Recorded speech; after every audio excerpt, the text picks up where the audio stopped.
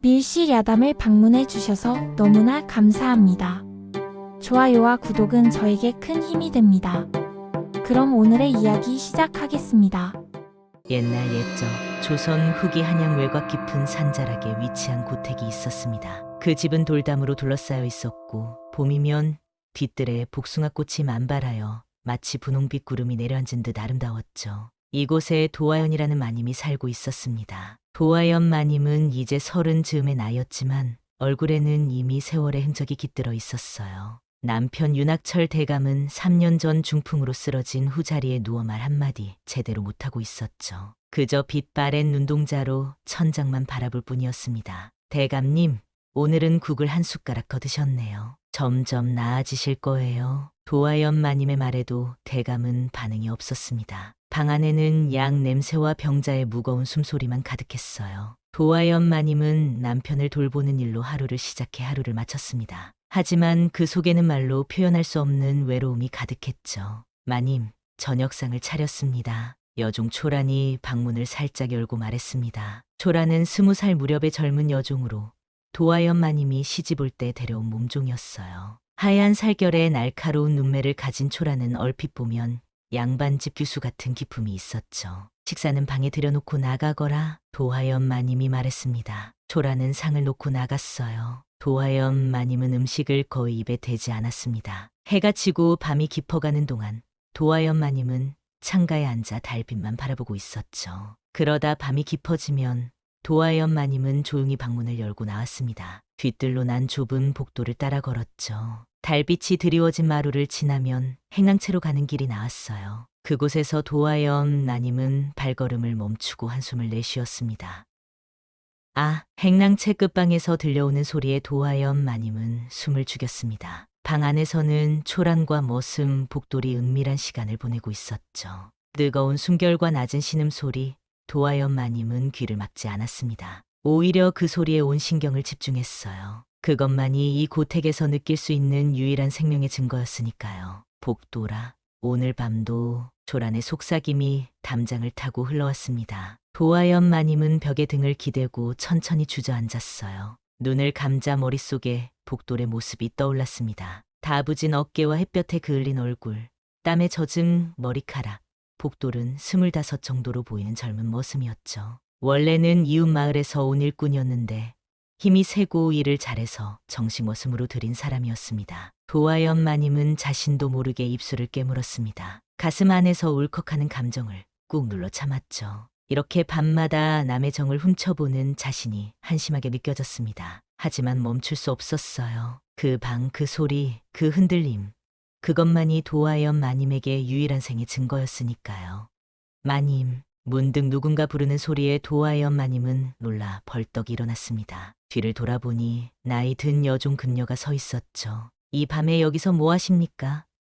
몸이 편찮으신 대감님이 깨어나시면 어찌합니까? 도화연 마님은 꾸중하는 금녀의 눈을 피했습니다. 금녀는 이 집안에서 도화연 마님이 태어났을 때부터 있었던 오랜 종이었죠. 마치 어미처럼 도화연 마님을 돌봐왔습니다. 잠시 바람을 쐬러 나왔을 뿐이요. 도화연 마님은 말하고는 안 채로 돌아갔습니다. 방으로 돌아온 도화연 마님은 거울 앞에 앉았어요. 거울 속에 비친 얼굴은 창백했습니다. 눈동자에는 가려진 불빛처럼 무언가가 타오르고 있었죠. 이튿날 아침, 도화연 마님은 평소보다 일찍 일어났습니다. 비단 치마를 갈아입고 머리를 단정하게 빗었어요. 남편이 병석에 눕기 전에는 늘 칭찬하던 비취색 저고리를 입었죠. 거울 앞에서 오랜만에 연지를 찍으려다 도화연 마님은 멈칫했습니다. 누구를 위한 단장인지 스스로도 인정하기 싫었어요. 마님, 아침 식사 준비됐습니다. 문 밖에서 초란의 목소리가 들렸습니다. 도화연 마님은 연지를 내려놓고 대답했어요. 들어오너라. 초란은 상을 들고 들어왔습니다. 평소보다 더 단정한 모습의 도화연 마님을 보고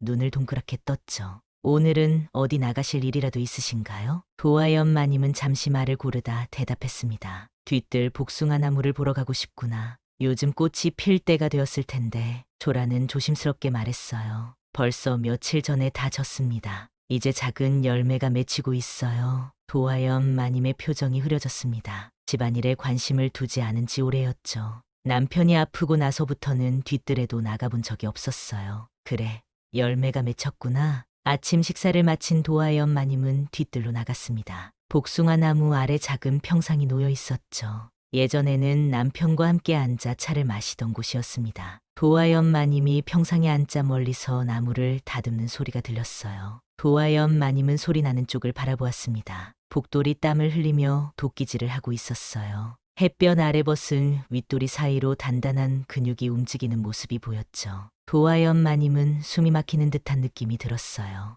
물 한 사발 가져오너라. 도하연 마님이 근처에 있던 어린 하녀에게 말했습니다. 하녀아이가 물을 가져오자 도하연 마님은 복돌에게 건네라고 했어요. 머슴 아저씨, 마님께서 물 드시래요. 하녀아이의 말에 복돌은 도끼를 내려놓고 고개를 돌렸습니다. 땀에 젖은 이마를 훔치며 평상 쪽을 바라봤어요. 도하연 마님과 눈이 마주쳤죠. 복돌은 급히 고개를 숙이고 절을 했습니다. 마님께 누추한 모습을 보여드려 죄송합니다. 도하연 마님은 손을 저었습니다. 더운데 열심히 일하는 모습이 보기 좋구나. 물 한 사발 마시고 계속하거라. 복돌은 물을 받아 마셨습니다. 목젖이 오르내리는 모습을 보며 도하연 마님은 가슴이 뛰었어요. 물을 다 마신 복돌이 다시 절을 하고 일터로 돌아갔습니다. 그날 이후로 도하연 마님은 매일 뒤뜰로 나왔습니다. 때로는 바느질을 하기도 하고 때로는 책을 읽는 척하기도 했죠. 하지만 실은 복돌을 몰래 지켜보기 위함이었어요. 복돌의 말 한마디, 땀 흘리는 모습 하나에도 도하연 마님은 가슴이 떨렸습니다. 어느 날 저녁 초란이 방에 들어와 말했습니다.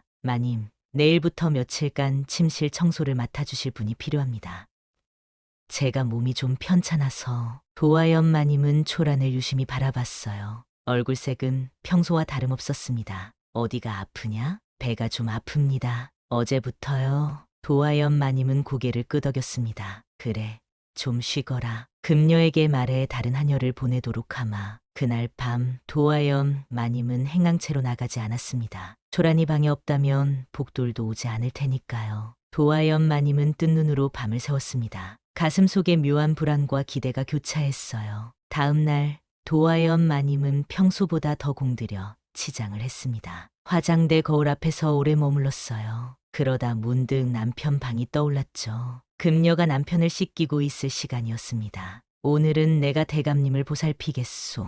도하연 마님이 남편 방으로 들어섰습니다. 금녀는 놀란 표정을 지었어요. 마님, 갑자기 왜? 그동안 내가 소홀했소. 이제는 내가 직접 돌보겠소. 금녀는 잠시 머뭇거리다 방을 나갔습니다. 도하연 마님은 남편 곁에 앉았어요. 말라비틀어진 남편의 손을 잡고 마음속으로 용서를 빌었습니다. 오후가 되자 하늘에 먹구름이 끼기 시작했습니다. 비가 올 기미였죠. 도하연 마님은 창가에 앉아 하늘을 올려다봤습니다. 멀리서 우레 소리가 들려왔어요. 마님, 큰 비가 올 것 같습니다. 빨래를 모두 거두었고요. 행랑채 지붕도 점검했습니다. 복돌이 마당에서 큰 소리로 보고했습니다. 도하연 마님은 창문을 열고 밖을 내다봤어요. 수고했다, 복돌아. 오늘은 일찍 쉬거라. 복돌은 허리를 굽혀 인사했습니다. 도하연 마님은 복돌의 이름을 부르는 순간 가슴이 설렜어요. 복돌아라고 부를 때마다 더 친밀해지는 느낌이었죠. 비가 심하게 올 것 같으니 안채 문단속도 미리 해두겠습니다. 복돌의 말에 도하연 마님은 고개를 끄덕였습니다. 잠시 후 빗방울이 떨어지기 시작했어요. 처음엔 가벼운 봄비였지만 점점 굵어져 장대비가 되었습니다. 저녁 무렵 도하연 마님은 남편 방에서 나왔습니다. 금녀가 남편 수발을 이어받았죠. 도하연 마님은 자신의 방으로 돌아와 등잔불을 켰습니다. 빗소리가 처마를 두드렸어요. 도하연 마님은 문갑에서 작은 병을 꺼냈습니다. 사또가 보내준 약주였죠. 평소에는 입에 대지 않던 것이었습니다. 하지만 오늘따라 마시고 싶은 충동이 들었어요. 작은 잔의 술을 따르고 입에 댔습니다. 쓰디쓴 맛이 혀를 자극했지만 이내 목구멍으로 내려가며 따뜻함이 퍼졌습니다. 도하연 마님은 두 번째 잔을 따랐어요. 그리고 세 번째, 어느새 얼굴이 붉어지고 정신이 흐릿해졌습니다. 복돌아, 너는 왜 그렇게 나를 못 본 척하느냐? 혼잣말이 새어나왔습니다. 도하연 마님은 자신도 모르게 눈물을 흘렸어요. 언제부터 이렇게 외로웠던 걸까요? 남편이 아프기 전에도, 아니 시집 오기 전부터 늘 외로웠던 것 같았습니다. 빗소리가 더 거세졌습니다. 바람이 창문을 흔들었어요. 도하연 마님은 비틀거리며 일어나 창문을 닫으려 했습니다. 그때 갑자기 방문이 열렸어요. 마님, 비가 새는 곳이 있어서.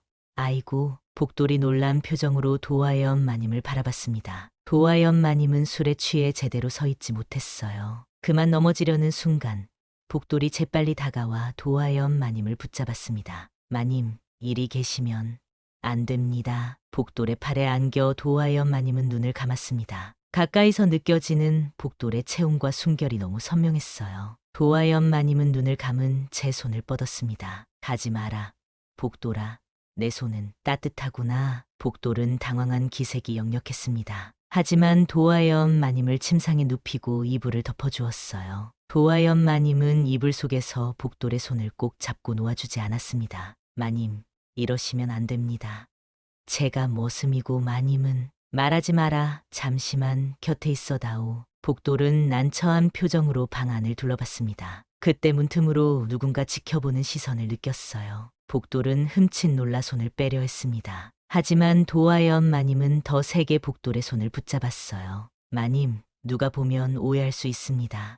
제발 정신 차리십시오. 복돌의 간절한 말에 도화연 마님은 천천히 눈을 떴습니다. 흐릿한 시선으로 복돌을 바라봤어요. 복돌의 얼굴에 떨어지는 작은 등불빛이 너무 아름다웠습니다. 내가 싫으냐, 내가. 도화연 마님의 말에 복돌은 고개를 저었습니다. 그런 것이 아닙니다. 마님께서는 대감의 부인이시고 저는 그저 머슴일 뿐입니다. 더구나 저는 초란과. 복돌의 말에 도화연 마님의 눈빛이 변했습니다. 취기가 순간 깨는 듯했어요. 도화연 마님은 천천히 손을 놓았습니다. 그래, 내 말이 옳구나. 가거라. 복돌은 안도의 한숨을 내쉬며 일어섰습니다. 도화연 마님에게 깊이 절하고 방을 나갔어요. 문이 닫히고 도화연 마님은 다시 눈물을 흘렸습니다. 하지만 이번에는 소리내어 울었어요. 밖의 빗소리에 묻혀 아무도 들을 수 없는 흐느낌이었습니다. 다음 날 아침 도화연 마님은 몹시 부끄러운 마음으로 눈을 떴습니다. 어젯밤 일이 꿈만 같았지만 머리에 지끈거림과 목에 타는 듯한 갈증이 현실임을 일깨웠어요. 밖은 비가 그치고 맑은 날씨였습니다. 마님, 아침 식사 준비됐습니다. 문 밖에서 금녀의 목소리가 들렸습니다. 평소라면 초란이 아침상을 가져왔을 텐데 오늘은 금녀였어요. 도화연 마님은 자리에서 일어나 앉았습니다. 들어오시오. 금녀가 상을 들고 들어왔습니다. 도화연 마님은 물었어요. 초란이는 아직도 몸이 좋지 않은가? 금녀는 고개를 끄덕였습니다. 네, 마님. 아직 열이 있어 누워 있습니다. 걱정 마십시오. 제가 약을 지어 먹였으니 곧 나아질 겁니다. 도화연 마님은 아침을 먹은 후 남편 방으로 갔습니다. 남편은 여전히 변함없이 누워 있었어요. 도화연 마님이 손수건으로 남편의 이마를 닦아주었습니다. 여보, 어젯밤에 내가 큰 실수를 할 뻔했어요. 당신이 이렇게 누워 있는데 나는. 말을 잇지 못하고 도화연 마님은 남편의 손을 잡았습니다. 차갑고 마른 손이었어요. 한때는 이 손이 도화연 마님의 얼굴을 쓰다듬어 주었는데 이제는 그저 생명 없는 나뭇가지 같았습니다. 오전 내내 도화연 마님은 방 안에만 있었습니다. 복돌을 마주칠 용기가 나지 않았어요. 그러다 점심 무렵 도화연 마님은 책을 가지러 서재로 향했습니다. 서재는 안채와 바깥채 사이에 있어 평소에는 잘 가지 않는 곳이었죠. 서재에 들어서니 책장 위에 먼지가 쌓여 있었습니다. 도화연 마님은 손수건으로 먼지를 털었어요. 그리고 책장 사이에서 오래된 가족 문서처를 발견했습니다. 호기심에 문서처를 펼쳐보았어요. 그때 바깥에서 소란스러운 소리가 들렸습니다. 도화연 마님이 창문으로 고개를 돌리자 초란과 복돌이 담장 아래서 무언가 이야기하는 모습이 보였어요. 초란은 몸이 아프다더니 밖에 나와 있었습니다. 도화연 마님은 조용히 창문 가까이 다가갔습니다. 두 사람의 대화가 들려왔어요. 어젯밤에 정말 아무 일도 없었던 거야? 초란의 목소리가 날카로웠습니다. 내가 몇 번이나 말해야 하느냐. 마님이 술에 취해 계셨고 내가 그저 침상에 눕혀드렸을 뿐이다. 복돌이 답했습니다. 하지만 마님이 내 손을 잡았다며? 내가 직접 그렇게 말했잖아. 그건 마님이 취하셔서 그러신 거야. 아무 의미 없어. 초라는 믿지 않는 듯한 표정이었습니다. 난 눈치챘어. 마님이 너를 어떻게 바라보는지. 요즘 마님이 매일 뒤뜰에 나오시는 이유가 다 너 때문인 거잖아. 복돌은 당황한 기색이 역력했습니다. 무슨 소리야? 마님은 양반집 마님이시고 나는 그저 거짓말 마. 너도 마님을 좋아하지? 그래서 나한테 점점 멀어지는 거지? 조란의 목소리가 떨렸습니다. 복돌은 한숨을 내쉬었어요. 내가 왜 이러는지 모르겠다. 우리 사이는 변한 게 없어. 다만 내가 몸이 아프다고 해서 내가 거짓말했어. 아프지 않았어. 그저 너와 마님이 어떻게 되는지 지켜보고 싶었을 뿐이야. 도하연 마님은 창문에서 물러났습니다. 가슴이 뛰었어요. 조란이 모든 것을 알고 있었던 거였습니다. 도하연 마님은 문서철을 내려놓고 서재를 나왔어요. 방으로 돌아온 도하연 마님은 거울 앞에 앉았습니다. 거울 속 자신의 모습이 낯설게 느껴졌어요. 복도를 향한 감정이 이렇게 쉽게 들통난 것인지 아니면 자신이 너무 뻔히 보여준 것인지 알 수 없었습니다. 저녁이 되자 초란이 식사를 가져왔습니다. 도하연 마님과 초란의 눈이 마주쳤어요. 초란의 눈빛에는 무언가 차가운 것이 있었습니다. 몸은 다 나았느냐? 도하연 마님이 물었습니다. 네, 마님. 이제 괜찮습니다. 초란의 대답은 공손했지만 목소리에는 날이 서 있었어요. 그래. 앞으로는 아프다고 거짓말하지 말 거라. 초라는 놀란 눈으로 도하연 마님을 바라봤습니다. 도하연 마님이 알고 있다는 사실에 당황한 기색이 역력했어요.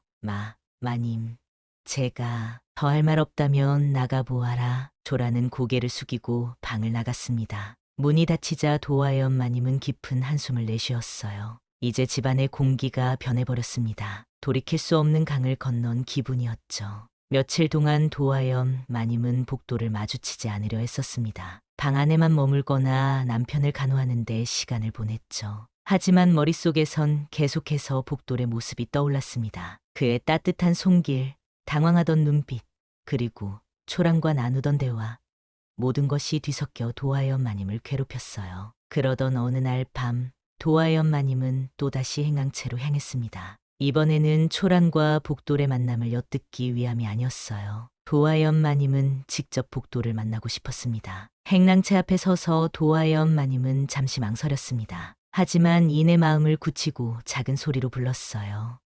복돌아. 잠시 후 문이 열리고 복돌이 나왔습니다. 도하연 마님을 보자 놀란 표정이 역력했어요. 마님, 이 밤중에 여기는 어쩐 일로? 나와 잠시 이야기할 수 있겠느냐? 사람 없는 곳으로 가자. 복돌은 머뭇거리다 고개를 끄덕였습니다. 두 사람은 대밭으로 향했어요. 달빛이 대나무 사이로 스며들어 은은한 그림자를 만들었습니다. 마님, 무슨 말씀을 하시려는 거죠? 도하연 마님은 깊은 숨을 들이마셨습니다. 그리고 마음속에 오래 담아두었던 말을 꺼냈어요. 나는 매일 밤 너를 엿보았노라. 그 방에서 초랑과 함께할 때 나는 숨을 죽이고 서 있었지. 복돌의 얼굴이 창백해졌습니다. 말문이 막힌 듯 아무 말도 하지 못했어요. 처음에는 그저 외로움 때문이라 생각했다. 하지만 점점 깨달았지. 내가 보고 싶었던 건 너였다는 것을. 도하연 마님의 목소리가 떨렸습니다. 복돌은 당황한 기색이 역력했어요. 마님, 그런 말씀 마십시오. 마님은 양반집 마님이시고 저는 그저 천한 머슴일 뿐입니다. 더구나 마님께는 대감님이 계시지 않습니까? 도하연 마님은 복돌에게 한 걸음 다가섰습니다. 달빛 아래 그녀의 얼굴은 한층 더 창백하게 빛났어요. 내 남편은 이미 반쪽 영혼만 남은 사람이다. 3년 동안 내가 어떻게 살아왔는지 아느냐? 하루하루가 지옥이었다. 그런데 내가 이 집에 온 후로 처음으로 가슴이 뛰기 시작했다. 복돌은 고개를 숙였습니다. 무슨 말을 해야 할지 몰라 당황한 기색이 역력했어요. 마님, 저는 초란과 정이 있습니다. 비록 신분은 다르지만 우리는 서로를 내가 모를 줄 아느냐? 그래서 더 괴로웠다. 너희를 볼 때마다 시기와 질투에 가슴이 찢어지는 듯했으니 도하연 마님의 눈에서 눈물이 흘러내렸습니다. 복돌은 손을 뻗어 그 눈물을 닦아주려다 멈췄어요. 그런 행동이 허락되지 않는다는 걸 알았기 때문입니다. 마님, 제발 돌아가십시오. 지금 이 자리에서 모든 것을 잊으시는 게 좋습니다. 우리 모두를 위해서. 그때 갑자기 대나무 숲에서 소리가 들렸습니다. 누군가 서 있었어요. 달빛에 비친 실루엣은 분명 초란이었습니다. 초란의 눈은 무섭도록 차가웠어요. 모든 광경을 지켜보고 있었던 것입니다. 초란아. 복돌이 놀라 소리쳤습니다. 초란은 아무 말 없이 돌아서서 뛰어갔습니다. 복돌은 당황한 눈빛으로 도하연 마님을 바라봤어요. 가봐라. 도하연 마님이 말했습니다. 그 아이를 찾아가거라. 복돌은 잠시 망설이다 초란을 쫓아갔습니다. 도하연 마님은 홀로 대나무 숲에 남았어요. 달빛이 그녀의 눈물을 비추었습니다. 모든 것이 끝난 듯한 느낌이었죠. 다음 날 아침, 도하연 마님은 평소보다 늦게 일어났습니다. 밤새 한숨도 못 잔 탓에 몸이 무거웠어요. 금녀가 아침 식사를 가져왔습니다. 초란이는 어디 있소? 도하연 마님이 물었습니다. 금녀는 걱정스러운 표정으로 대답했어요. 아침부터 보이지 않습니다, 마님. 방도 비어있고 짐도 없어졌습니다. 도하연 마님은 놀라 자리에서 일어났습니다. 복돌은? 복돌도 보이지 않소? 아닙니다, 마님. 복돌은 평소와 같이 마당에서 일하고 있습니다. 도하연 마님은 안도의 한숨을 내쉬었습니다. 그러나 곧 초란이 어디로 갔을지 걱정이 되었어요. 아무리 질투가 났더라도 초란은 도하연 마님이 어릴 때부터 함께한 몸종이었습니다. 며칠이 지나도 초란은 돌아오지 않았습니다. 도하연 마님은 인근 마을에 사람을 보내 초란을 찾아보라 했지만 흔적을 찾을 수 없었어요. 마음 한구석이 무거웠습니다. 자신 때문에 초란이 집을 나간 것이 분명했기 때문이죠. 그러던 어느 날 도하연 마님은 서재에서 예전에 보았던 가족 문서철이 생각났습니다. 무언가 찾아볼 게 있을 것 같아 서재로 향했어요. 문서철을 펼쳐보니 가문의 족보와 각종 문서들이 정리되어 있었습니다. 문서들을 살펴보던 중 도하연 마님은 이상한 편지 하나를 발견했습니다. 어머니의 글씨체였어요. 도하연 마님의 어머니는 10년 전에 돌아가셨지만 그 글씨체는 지금도 선명하게 기억나는 것이었죠. 편지는 내 사랑하는 딸에게라고 시작했습니다. 도하연 마님은 편지를 읽기 시작했어요. 편지의 내용은 충격적이었습니다. 내 딸아, 내가 이 편지를 읽는다면 나는 이미 세상에 없을 것이다. 하지만 너에게 알려주어야 할 진실이 있다. 너의 아버지와 나 사이에는 큰 비밀이 있었다. 아버지는 첩을 두었고 그 사이에서 태어난 딸이 있다. 그 아이의 이름은 란인이라. 그 아이는 지금 우리 집에서 종으로 살고 있다. 그 아이의 어미는 병으로 세상을 떠났고 아버지는 그 아이를 데려와 종으로 삼았다. 내가 언젠가 이 사실을 알게 된다면 그 아이를 용서하고 보살펴 주기 바란다. 그 아이는 내 이복 여동생이니라. 도하연 마님은 편지를 떨어뜨렸습니다. 초란이 자신의 이복 여동생이라니 믿기지 않았어요. 그동안 초란을 종으로 부리면서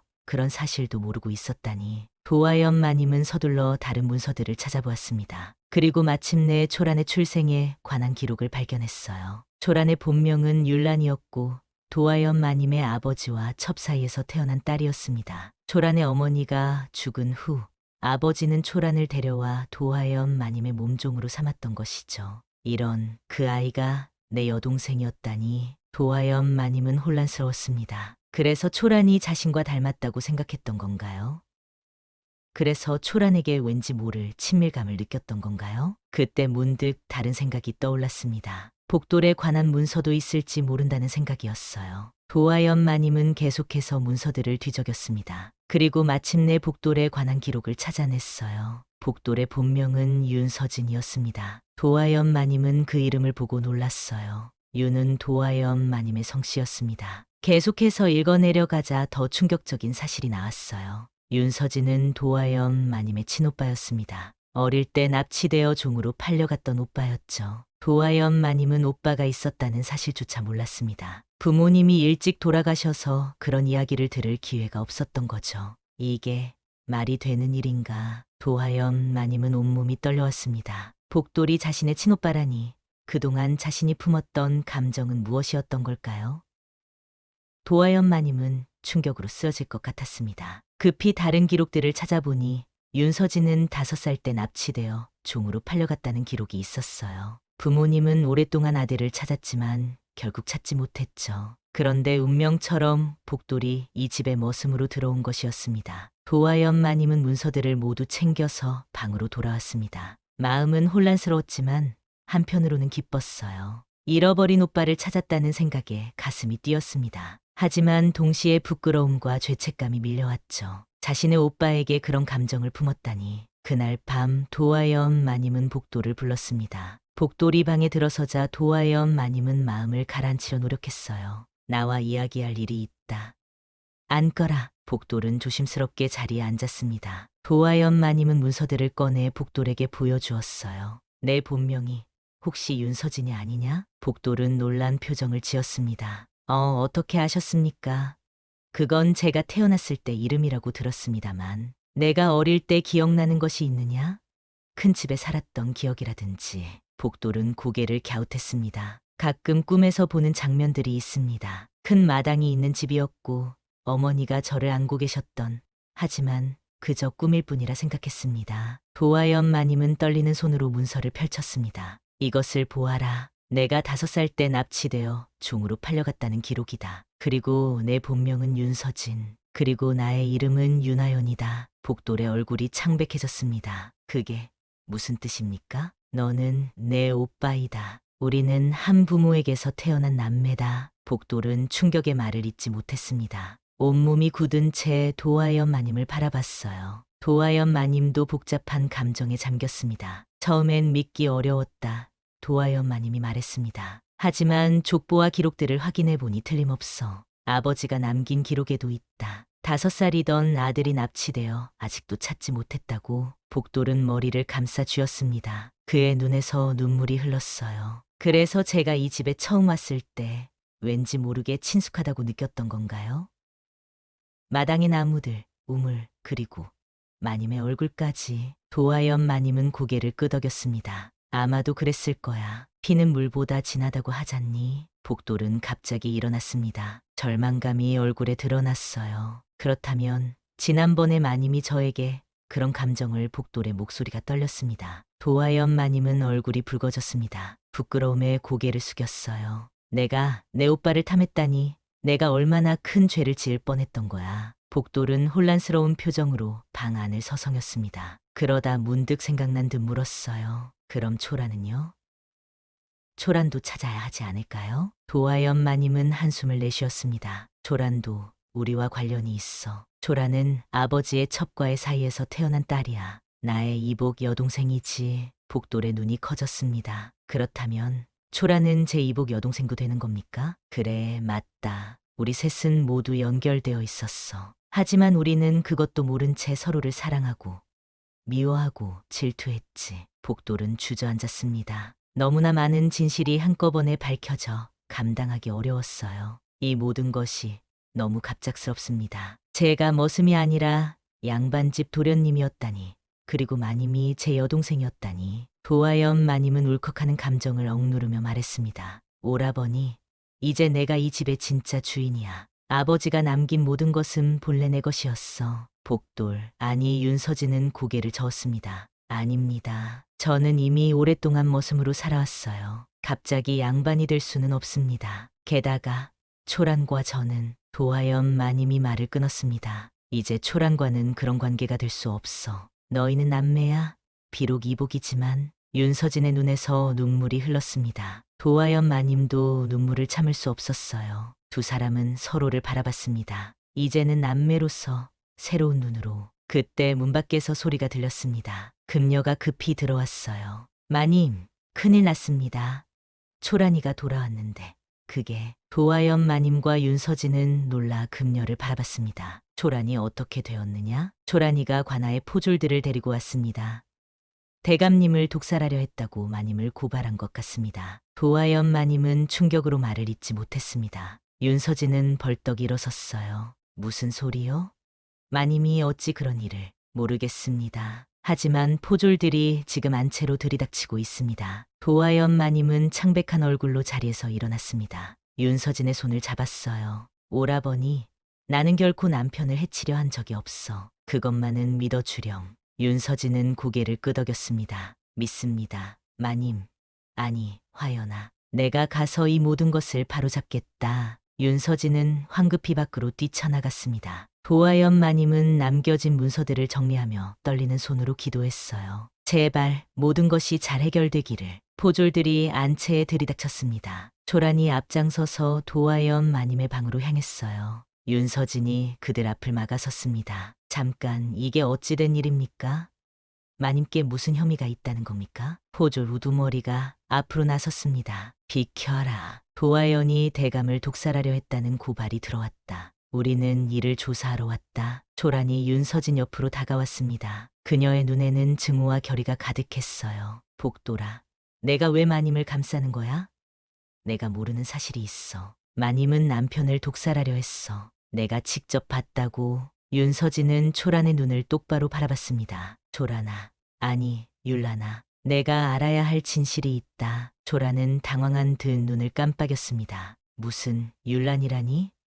내 이름은 초란이야. 아니다. 내 본명은 율란이다. 내 아버지는 윤상철 대감, 우리 아버지시다. 너는 도화연 마님의 이복 여동생이야. 초란의 얼굴이 창백해졌습니다. 그녀는 믿을 수 없다는 듯 고개를 저었어요. 무슨 헛소리야? 내가 어떻게 마님의? 그리고 나는 윤서진이 이어 말했습니다. 내 본명은 윤서진이다. 도화연 마님의 친오빠지. 어릴 때 납치되어 종으로 팔렸던 사람이다. 조라는 충격에 휩싸였습니다. 포졸들도 혼란스러운 표정으로 서로를 바라봤어요. 증거가 있나?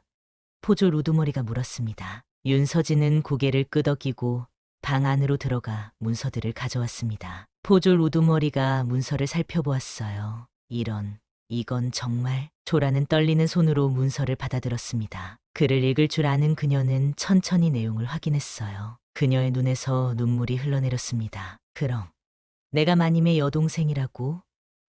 그리고 너는 내 오빠? 윤서진은 고개를 끄덕였습니다. 그래, 그렇다. 우리는 모두 한 가족이었다. 조라는 무릎을 꿇고 흐느꼈습니다. 이제서야 모든 것이 이해가 됐어요. 그런데 그렇다면 내가 마님을, 내 언니를, 어떻게 그런 누명을? 도화연 마님이 방에서 나왔습니다. 그녀는 조용히 초란 곁으로 다가가 그녀의 어깨에 손을 얹었어요. 괜찮다.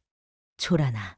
아니, 율란아. 내가 그런 마음이 들 수밖에 없었을 거야. 나도 한때 오빠를 향한 부적절한 감정을 품었으니까. 초란은 도화연 마님의 손을 잡고 흐느꼈습니다. 언니, 정말 죄송해요. 제가 질투에 눈이 멀어. 포졸 우두머리는 이 모든 상황을 지켜보다 한숨을 내쉬었습니다. 이복의 아가씨, 그럼 독살 혐의는 거짓 고발이었단 말인가? 조라는 부끄러운 얼굴로 고개를 끄덕였습니다. 네, 제가 질투와 분노에 눈이 멀어 거짓 고발을 했습니다. 마님은 제 언니는 결코 그런 일을 하지 않았어요. 포졸들은 서로 얼굴을 바라보다 물러났습니다. 도화연 마님, 윤서진, 그리고 초라는 마당에 함께 남았어요. 이제 우리는 어떻게 해야 하지?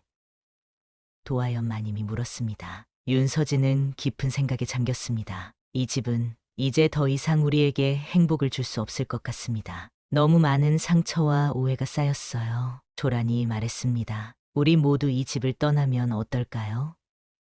새로운 곳에서 다시 시작하는 거예요. 도화연 마님은 잠시 생각하다 대답했습니다. 하지만 대감은, 내 남편은 어떻게 하지? 윤서진이 도화연 마님의 손을 잡았습니다. 의원을 모셔오겠습니다. 대감님을 잘 돌봐드릴 수 있는 분을 찾아서요. 우리가 떠난다고 해서 대감님을 버리는 것은 아닙니다. 도화연 마님은 고개를 끄덕였습니다. 그녀의 눈에서 눈물이 흘렀어요. 그래, 우리에게는 새로운 시작이 필요해. 그날 밤, 세 사람은 오랫동안 이야기를 나눴습니다. 과거의 아픔과 오해를 풀고 새로운 미래를 계획했어요. 그리고 며칠 후, 어느 비 오는 밤, 고택에 불이 났습니다. 불은 빠르게 번져나갔어요. 다행히 대감은 이미 의원의 집으로 옮겨진 후였습니다. 마을 사람들이 모두 달려와 불을 껐지만 고택은 거의 다 타버렸죠. 그리고 그 집에 살던 사람들, 도화연 마님과 복돌, 그리고 초라는 어디에도 보이지 않았습니다. 사람들은 불 속에서 죽었다고 생각했지만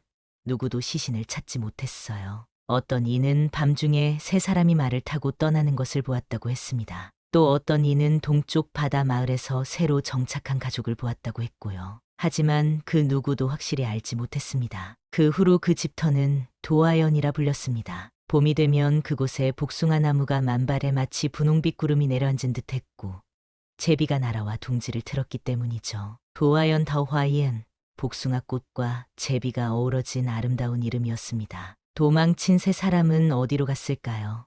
피할 수 없는 운명 앞에서 그들은 자유를 택했습니다. 그리고 아마도 자신들의 진짜 가족으로서의 새로운 삶을 시작했겠지요.